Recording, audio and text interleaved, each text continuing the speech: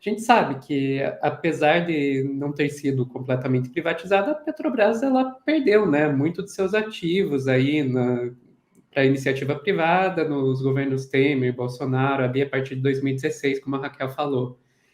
Então, eu queria perguntar, assim, tipo, bem aberto, é possível reestatizar esses ativos?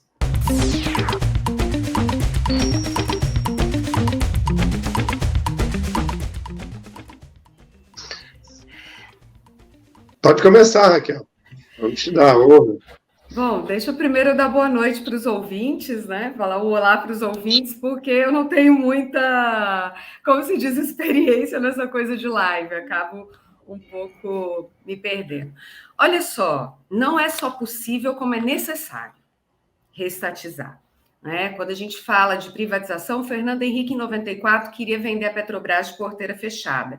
Esse processo que teve agora foi um processo que pretendeu deixar a Petrobras apenas como um elefante branco, sem valor, né? Vender o que tinha de mais valor.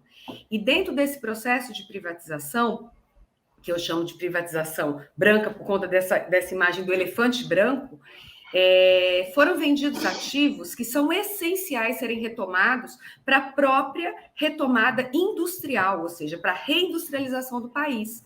A exemplo da TAG e da NTS, que são as duas transportadoras de gás. A TAG é a dona de toda a malha, uma malha novíssima, construída toda com dinheiro público,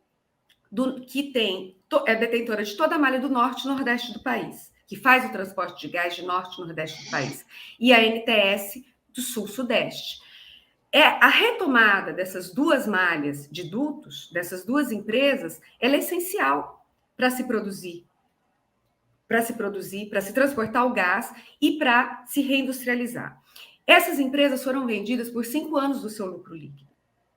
E a Petrobras vendeu essas empresas, a Petrobras não, a direção da Petrobras, à época, né? Porque a Petrobras ela é um patrimônio, não é simplesmente essa luta toda nossa em defesa desse patrimônio. Foi vendido por 5 anos o lucro líquido. E junto com essa venda se fez um contrato em que a Petrobras aluga todos esses dutos. Ela paga agora para utilizar esses dutos. E tem uma cláusula extremamente lesiva, que nós dizemos que foi uma cláusula inserida nesses contratos, que é uma cláusula contra a Petrobras, que é uma cláusula que se chama ship or pay.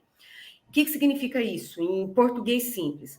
A Petrobras paga por 100% da capacidade do duto, mesmo que não utilize. E a Petrobras hoje, por exemplo, só utiliza cerca de 50% desse duto. Dos cálculos que a gente fez à época das vendas, em 3 anos, todo o dinheiro que a Petrobras recebeu pela venda dessas duas empresas vai ser pago em aluguel desses dutos. E o que acontece quando a gente fala, bom, por que a gente diz que é possível reestatizar? Essas vendas, elas são extremamente lesivas ao patrimônio da Petrobras, ao patrimônio público e ao Brasil. Quando o governo Lula assume, o novo ministro das Minas e Energia, ele dá uma orientação de que a Petrobras deveria parar todos os processos de desinvestimento. E que deveria e a gente já viu as declarações dele agora, inclusive no sentido de que a Petrobras deveria recomprar as refinarias. Mas no caso, por exemplo, dessas empresas, existem processos que estão em andamento para reverter a venda dessas empresas. Numa ação judicial, Sofia, por exemplo, se eu entro com uma ação contra você, tá? E você, no meio do caminho, entende que eu estou certa e você está errada, eu entro contra você e contra mais 4 pessoas, por exemplo. E dentro do processo, você verifica, olha, a Raquel estava certa, você pode reconhecer o pedido que eu fiz. Você pode deixar de ser ré e passar a ser, basicamente, autora da ação. Então, nesse processo, tanto a Petrobras quanto a União Federal, que é a detentora, né, majoritária das ações da Petrobras, das ações que a gente diz, as ações que decidem o destino da Petrobras, ela pode dizer, olha, o que os governos passados fizeram na venda desses ativos, a exemplo da NTS, a exemplo da TAG, foi um roubo ao país. Essas vendas, elas padecem de várias ilegalidades. Então, nós reconhecemos que essas vendas foram lesivas ao país e que, portanto, elas têm que ser anuladas. Basta o presidente da República, basta uma decisão do governo para que a Advocacia Geral da União entre nesses processos e diga: essas vendas foram lesivas ao país, essas vendas foram ilegais, elas fazem parte de um plano de destruição, de roubo do país que foi levado a cabo pelos governos anteriores. Então, é possível restatizar e sem pagar indenização. Porque quem comprou essas empresas sabe que comprou por um preço vil. Tá, deixa eu perguntar uma coisa, pensando nesse exemplo que você deu. Você falou, ó, então você está me processando e eu reconheço que você tem razão. Então, daí você falou, deu aí a Petrobras e a União. E o caso das pessoas que compraram, elas teriam como desafiar essa decisão conjunta aí da Petrobras e da União? Sim, sim, porque essas ações são ações populares, tá? Dentro da ação popular, se exige que você coloque no polo passivo todas as pessoas envolvidas naquele ato, inclusive os beneficiários diretos. Então, as empresas, por exemplo, a Engie, que comprou a TAG, ela é ré nessa ação. Ela é ré. E nós, inclusive, colocamos isso, que ela não é uma compradora de boa-fé. É lógico que ela vai ter que provar que eu comprei de boa... eu comprei de boa-fé. Estava lá vendido, estava sendo vendido, tinha toda uma camada, uma capa de legalidade. Mas vamos pegar o caso da TAG.